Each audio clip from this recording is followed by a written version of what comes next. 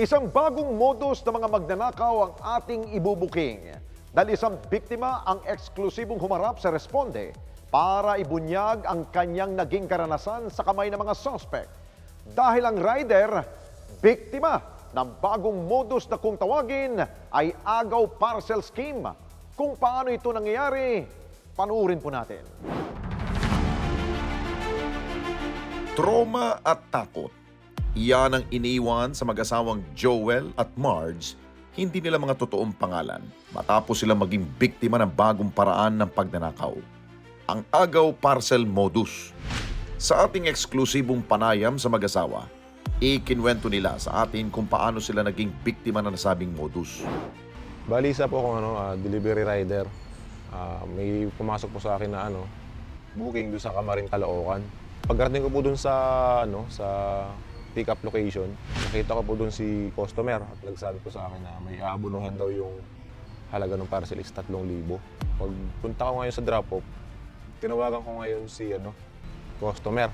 Saan yung drop-off? Sa Castañeda, sa UP Diliman. Bali, doon sa street naman na yun, wala akong nakitang number 21 na bahay.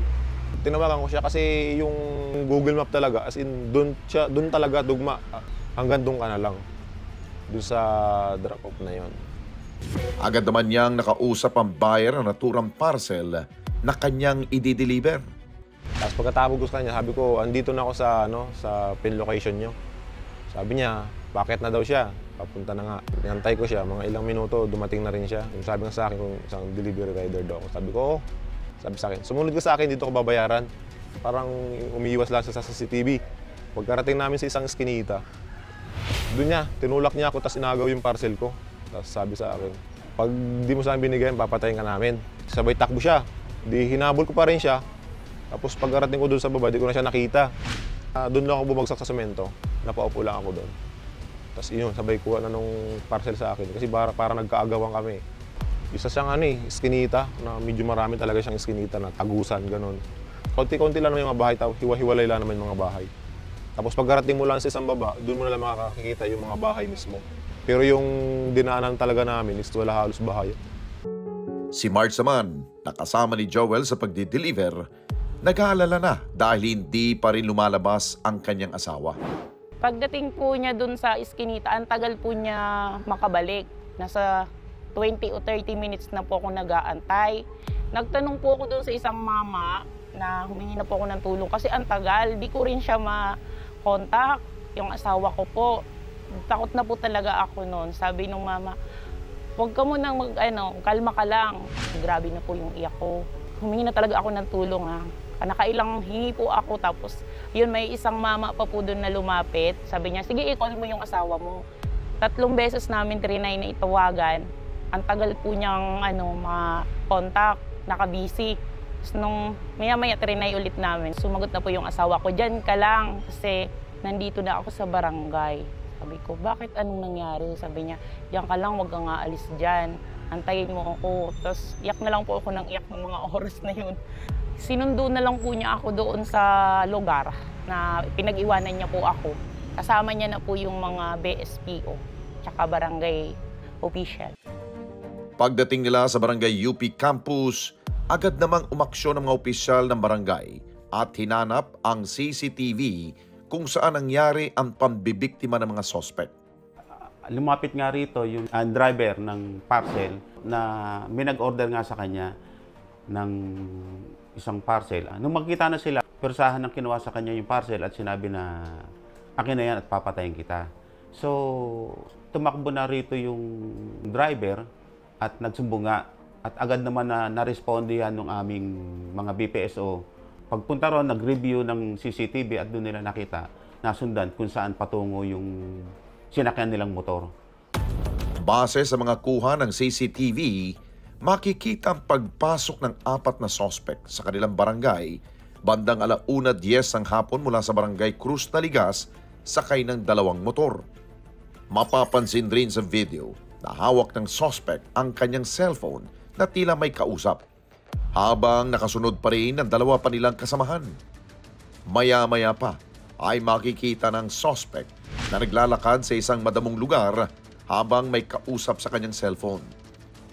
At sa mga susunod na video, makikita na makalipas lamang ang 5 minuto, ang suspect tumatakbo mula sa kanyang pinanggalingan, kung saan tangay na pala niya ang parcel na i-deliver sana ni Joel. Ang mga sumunod na pangyari hindi na naidokumento ng CCTV camera. Indikasyon lamang na pinag-aralan ng mga suspect ang lugar kung saan nila gagawin ang krimen. Samantalang ang mga kasabwat ng suspect, nakaabang na pala sa kanyang paglabas.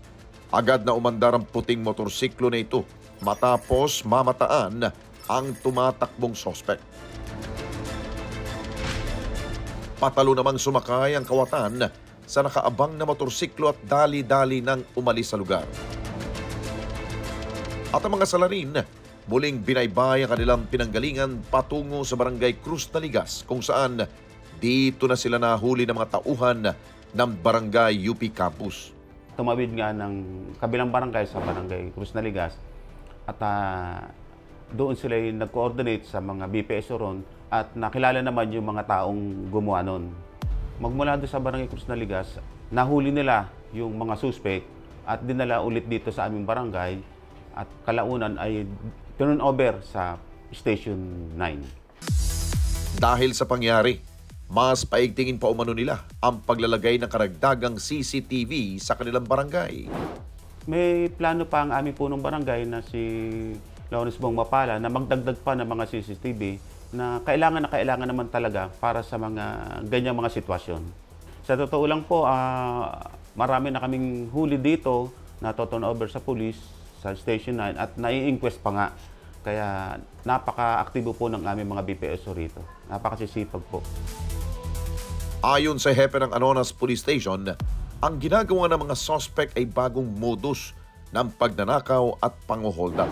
Ito, dito sa Police Station 9, this is the first time na may na-report na ganitong insidente. But based on the investigation at revelation din ng mga suspect, ito ay pangatlong beses na nilang ginawa sa mga delivery rider. So accordingly, sabi nila, hindi na sila mahihirapan maghanap ng biktima kasi yung mismong biktima na ang lalapit sa kanila. Hindi rin ito ang unang beses na nakulong ang mga nahuling suspect. At itong grupong ito ay dati na rin nasangkot sa kasong Republic Act 9165 o pinag-iingat sa paggagamit at sa pagbebenta ng illegal na droga. Itong motor na na-recover namin na dalawa ay base sa aming mga investigasyon ay nagamit na rin na getaway vehicle sa pagnanakaw o agaw bag o snatching. So ngayon, nag-chip na sila ng dati ang talagang modus nila ay pag may naglalakad, riding in tandem sila, aagawan nila ng bag. Ngayon, nag-chip na sila ng modus. Ang gagawin nila, mag-order sila sa online shopping ng parcel at i-deliver sa kanila through cash on delivery. Pero walang cash on delivery o transaction na mangyayari. Muli ay nagpaalala rin siya sa mga riders na magdoble ingat sa mga lugar kung saan sila nagdi-deliver. So tayo po ay mag-ingat sa ating dideliveran. Isipin din po natin ang ating safety. Lalo-lalo, kabisaduhin natin kung anong lugar na ito ay safe bago natin i-deliver. At ako rin po nananawagan sa mga may plano pang gagawa, huwag po nating tularan itong grupong ito. Kasi po may kalalagyan po kung sino pong gagawa na ito. Bagamat nahuli na ang tatlong kawatan, sina Joel at Marge nangangamba pa rin sa tuwing nagdi-deliver ng parcel. Talagang trauma talaga inabot ko dun. Kaya ngayon nga halos hindi kami nakabiyahe kasi gawa ng parang pag magdi-deliver ka, parang isip mo, mangyayari na naman yung ganung bagay. Yung trauma po namin na yung sobrang takot na parang pumapasok po lagi sa isip ko na paano kung nawala yung asawa ko, sino yung magbubuhay sa amin, yung mga anak ko po paano na nag-aaral pa po yung dalawa. Malaking kawalan rin sa kanila ang 3,000 inabono nila para sa ninakaw na parcel. Napakalaki pong epekto nun, sir. Lalong-lalo na po ngayon, may baby po kami, nagagatas po yan. Wala po kaming ibang inaasahan kundi yung asawa ko. So paano ko po papayagan na magbiyahe siya ulit? Ngayong may trauma pa po kami parehas. Pag sumasagad po ako ng biyahe, maabot po ako halos ng mga 1:05 po, malinis na yon. Mabiyahe po kami minsan dito, alas 7 ng maga. minsan hanggang alas 8 ng gabi. Tanggal na yung ano namin, yung mga gas, lahat. Talagang sobrang panghinayang sa nangyari. Kasi may baby kami. Yung pangtulugan na panggatas na lang ng anak ko, saka pambaon ng mga anak ko sa pagpasok. Nadali pa sa ganun.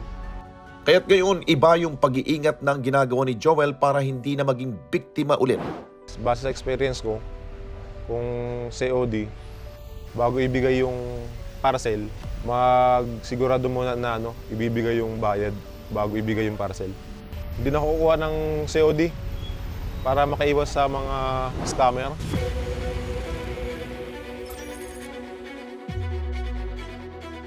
Sa pagbabago ng mundo ang mga masasamang loob, nagbabago rin ang kanilang mga diskarte. Kaya't ang laging paalala ng ating programa, maging maingat sa lahat ng oras upang hindi maging biktima ng modus ng mga kawatan na nasa paligid lamang at nag-aabang ng susunod nilang operasyon. Mga kababayan, salamat po sa inyo pong pagsubaybay sa Responde Mata ng Mamamayan. Para mapanood pa ang iba pa naming pagresponde sa ating mga kababayan, i-click lamang ang subscribe button at i-follow lamang ang Net25 social media pages at Net25 TV.